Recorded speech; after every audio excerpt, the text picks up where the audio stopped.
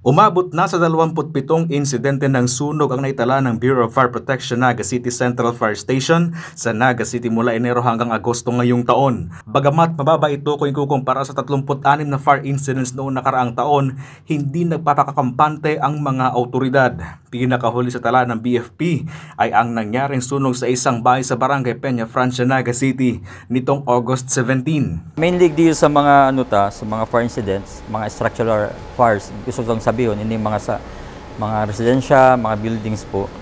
And ang mga normally ang mga common na na causes ni mga electrical ignition may mga appliances na napapabayaan na gamiton, may mga worn out ng wirings na data na papakaray.